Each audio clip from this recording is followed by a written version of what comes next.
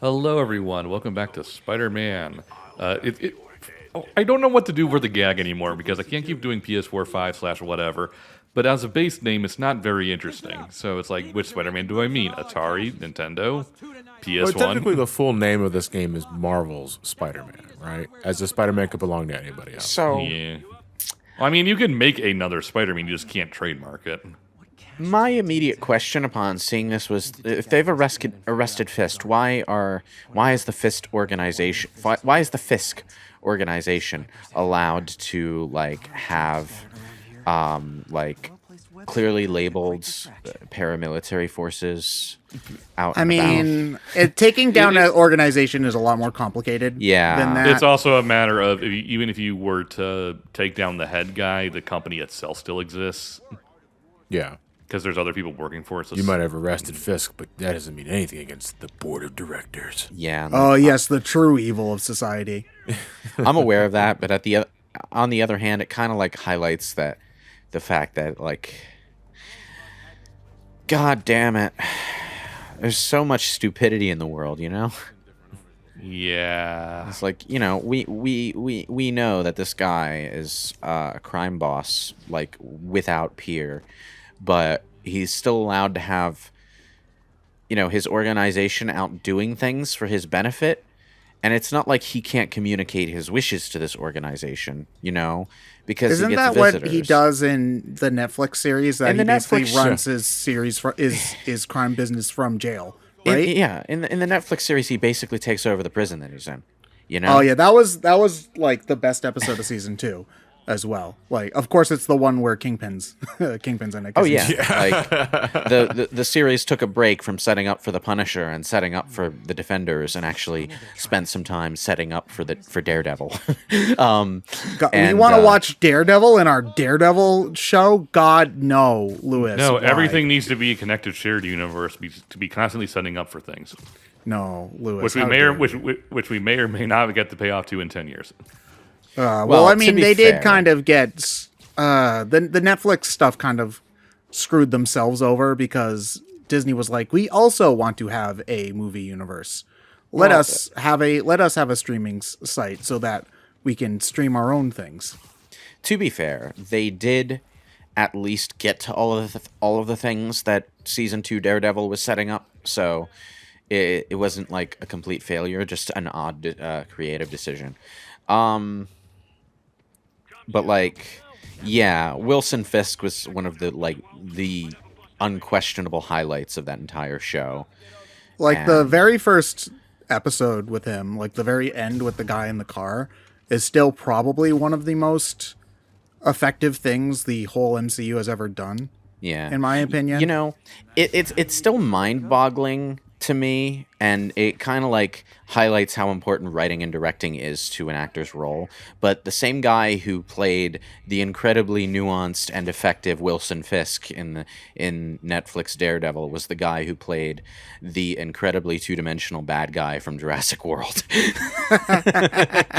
So, I mean, people did the same thing with Gal Gadot and Wonder Woman, where it's like, oh, it's mean that crappy actress from Fast and Furious who didn't do anything. It's like, yeah, because the directing in those movies isn't super good. Let's be honest. You're here for the stunts and you don't care about the characters. yeah, but you get the same kind of reaction from whenever Robert Pattinson is mentioned in something. They think of Edward Cullen from Twilight, as if Edward Cullen was Robert Pattinson's fault. I guess I was lucky in my case because when I saw who was playing Fisk in the Netflix show, I knew it was like, oh, that's Gomer Pyle from Full Metal Jacket, and he intimidated. It was disturbing, given that movie and how it plays out. So it's like I guess I can count my blessings for that one. Well, I mean, Is Gomer Pyle the? I've never seen Full Metal Jacket. Is he the drill sergeant? No, that's the lead. No, he's the guy that kills himself after he gets fucking bullied by his squadron. Oh Jesus!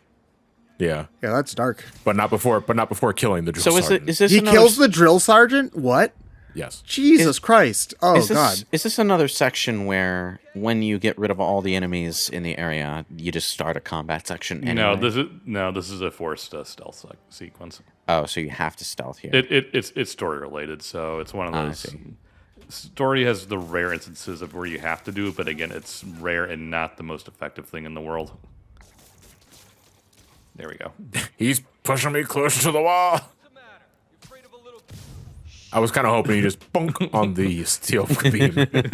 I was playing Sonic GT yesterday on stream, and that was basically the entire Mind Mole boss fight, me thunking against a wooden peg that happened to be in my way whenever we hit the train tracks. It's... okay. So what's going on here? We get to work with the police. Okay. So does the police just not care that Spider-Man's a vigilante in this version of the universe? They do. They Well- do? Okay. Which is why I brought a warrant. So we do some perfectly legal searching. I like the sound of that. Okay.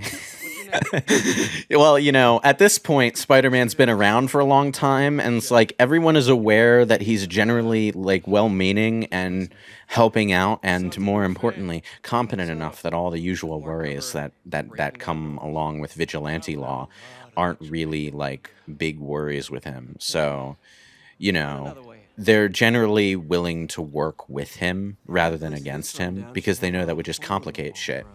So, like, it's kind of like the way Gotham City views Batman. Only with a Well, lot I more always thought that wisecracking. it was mostly just Gordon. Oh yeah, early on, it's just Gordon. After as years go by, it's most of the police force. 'Cause Yeah, Penny's beat it's up like- most of the corrupt police force to get them out of the way. it's like, you know, the more time passes in the universe, the more the situation changes. Like it's always interesting to revisit that time early in Batman's career where the police are like really like skeptical of him. In fact, that was pretty much the note the animated series opened on, the Man-Bat episode, where the police actually thought like the Man-Bat was Batman. And he kind of had to clear that up. But like, It's in the name, people. God. One's Batman, one's Man-Bat. Totally different. I see no reason why somebody would ever get those two things confused. and I know that's not like the most memorable episode of the animated series, It was but literally the first one. yeah, it's They opened on Man-Bat? Wow. Yeah, okay. they opened on Man-Bat, and you know what? I thought it was an interesting episode to open on because it opened on an episode that highlighted the complicated relationship between Batman and the police. It also opened on an episode that involved Batman doing a lot of actual detective stuff, like investigating crime scenes and stuff to try and figure out what was going on. So, like, it's not like the most memorable story in the animated series, but it showcased a lot of elements to the world and the characters that are important to keep in mind for later stories. So, yeah. And then the second episode is Christmas with the Joker. Yeah, it was a bit weird going from Man-Bat to Christmas with the Joker. It's always weird to me how Robin like jumps in and out of the Batman show, where like sometimes he's there and sometimes he's not. Yeah, that was it was a consequence of the animated series being, you know, serialized at a time when no one really expected or wanted ongoing story arcs in an ongoing animated series. That was more of a 2000s thing.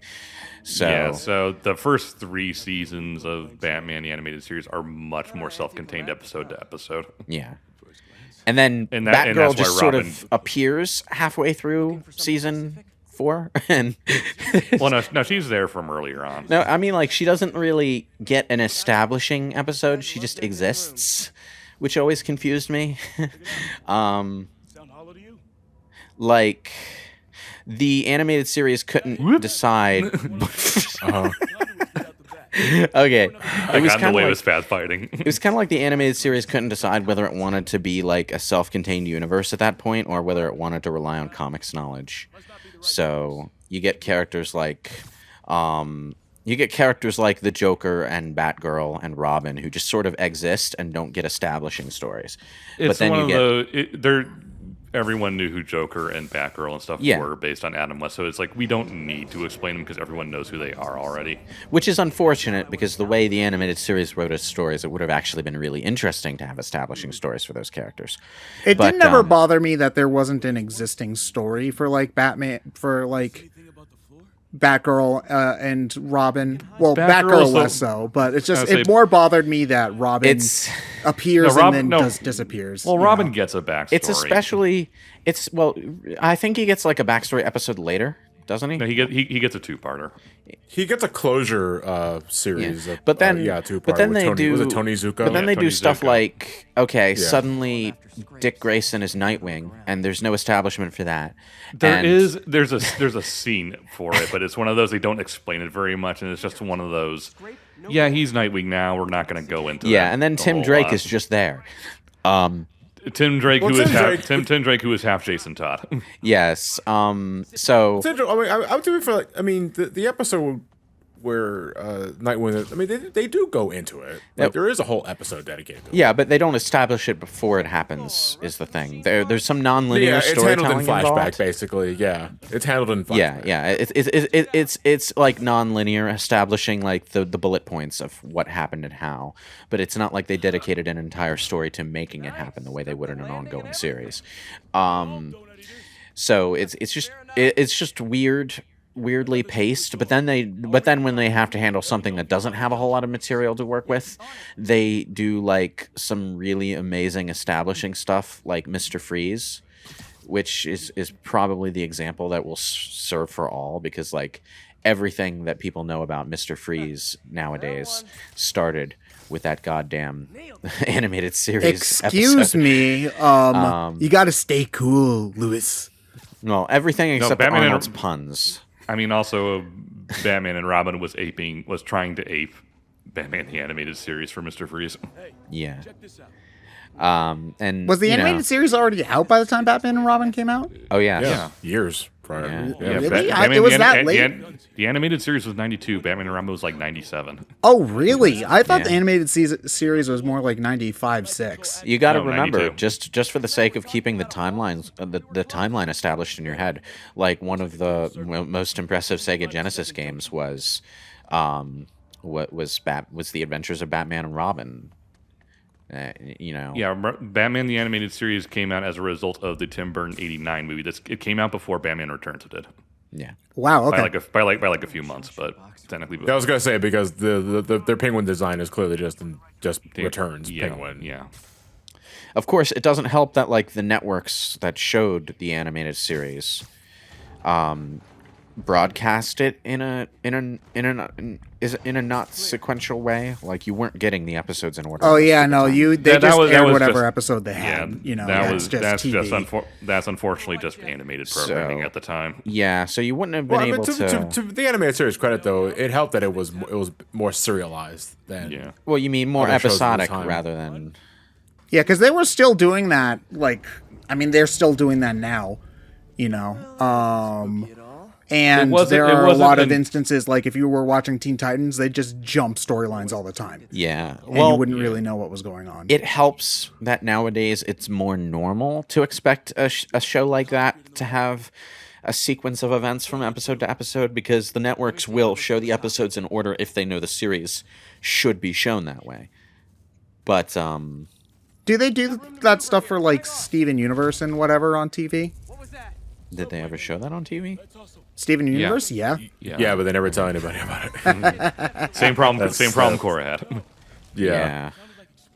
Yeah. Steven Universe and such are better shows to watch online on a digital platform and binging them. Yeah. Now don't rely on network television to watch them. That's unfortunate, but you know.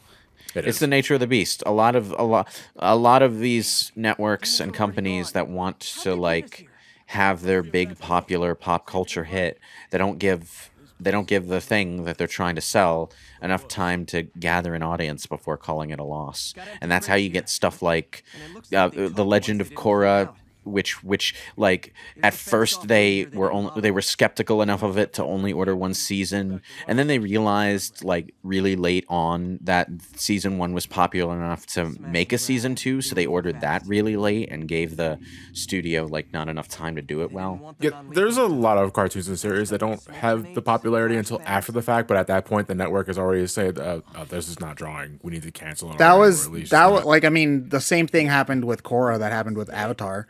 You know, like I feel like they never gave Avatar the time that it needed, and it succeeded in spite of Nickelodeon as opposed to because of it. Yeah, that's I mean, opinions on it aside, the earliest example, I think it was Family Guy, because that show was canceled. Yes. After its like third season or fourth season, and its strong DVD sales brought it back. yeah. Which And then it never left. depending on how never you let- yeah. depending on who you ask, it being brought back might have been a mistake. But you know, it's just kind of. I mean, Family Guy, I feel like at the very least bringing back Family Guy allowed them to make something better. Because I haven't watched a lot of Family Guy, but I think the early stuff is by far way worse than the later stuff.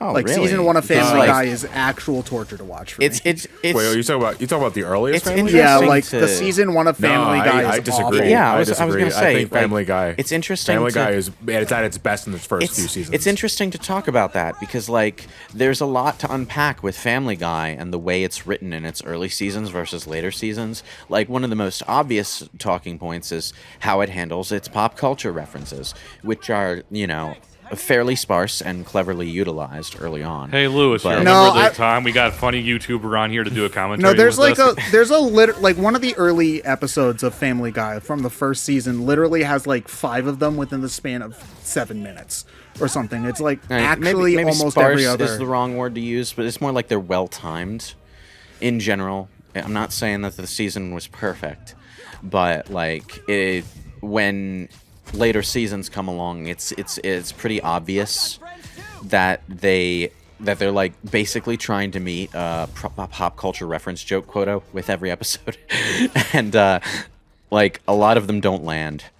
I mean, it or- has become. I just missed the nuance of the earlier seasons because like every character to a point was a mouthpiece for either Seth MacFarlane or whoever was writing the episodes at that time. But I feel like with the later seasons, like that's all these characters exist for, just to get their shallow point across and then write an episode around that. Except they don't because they just have a fuck ton of cutaway gags.